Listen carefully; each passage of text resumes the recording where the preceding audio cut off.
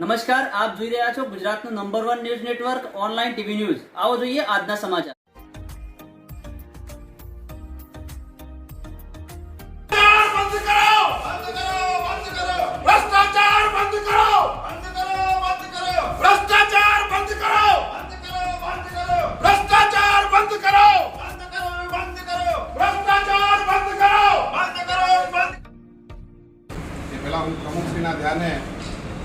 અંજાર તાલુકા પંચાયતના વહીવટ અંગે, અંજાર તાલુકા પંચાયતમાં ચાલતા ભ્રષ્ટાચાર અંગે, અંજાર તાલુકા પંચાયતમાં ચાલતા બેજવાબદાર વહીવટ અંગે આપ સૌને માહિતગાર કરવા માંગુ છું। અને ન માત્ર માહિતગાર કરતા, તાલુકા પંચાયતનો વહીવટ છેલ્લા 5 વર્ષથી ખાડે ગયેલો છે અને ભ્રષ્ટાચારથી ખાકબતી રહ્યો છે।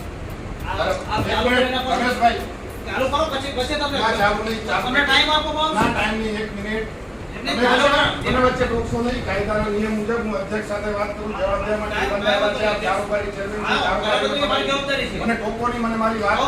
તમને ટાઈમ આપો, અમે આ સભાનો ભાગ જ, અમે સભાનો ભાગ જ નથી બનવાના। અમારા મુદ્દા રજૂ કરીને અમે અહીંયાથી વોકઆઉટ કરવાના છીએ।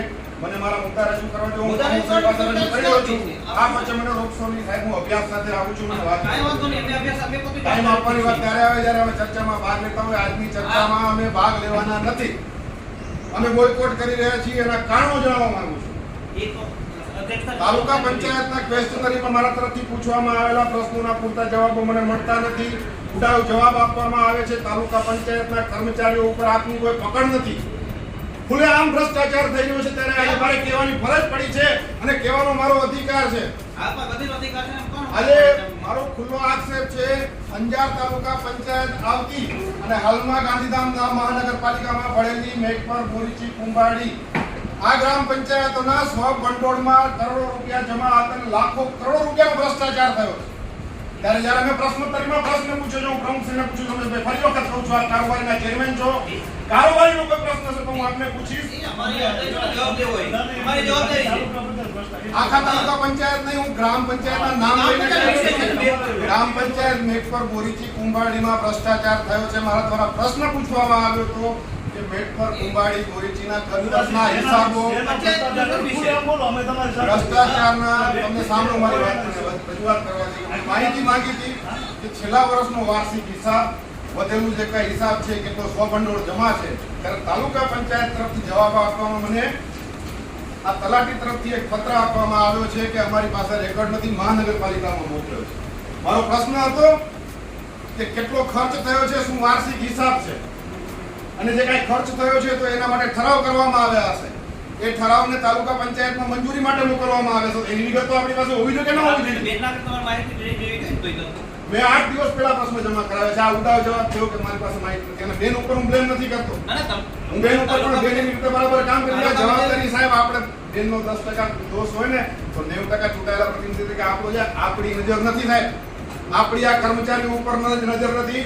તમે પરમ દિવસે ધારાસભ્યશ્રી આવ્યા હતા અહીંયા કને, અચાનક કોચિંગથી મુલાકાત લીધી, કોચિંગથી મુલાકાત લેવાની જરૂર નથી, અને એજન્ડા મોકલવામાં આવે છે, અહીંયા આવો, સામાન્ય સભામાં બેસો, સાંભળો અમારા પ્રશ્નો। એવી કોચિંગની મુલાકાત લેવાની જરૂર નથી, સાંભળો અમારા પ્રશ્નો। ના ના, ધારાસભ્યની મુલાકાત લેતા હોય તો એમને આવીને અહીંયા કને એમનો અધિકાર થાય છે। બીજું તમને કહું, તાંત્રિક ચકાસણી વિશે મેં માહિતી માંગી હતી, કોઈ પણ ડિટેલમાં નથી જતો। તાંત્રિક ચકાસણી થતી હોય, એમને કીધું કે ગ્રામ પંચાયત તાંત્રિક ચકાસણીનું સ્થળ નિરીક્ષણ કરે। મને બતાવશો કેટલી ગ્રામ પંચાયતો પાસે એન્જિનિયરો છે?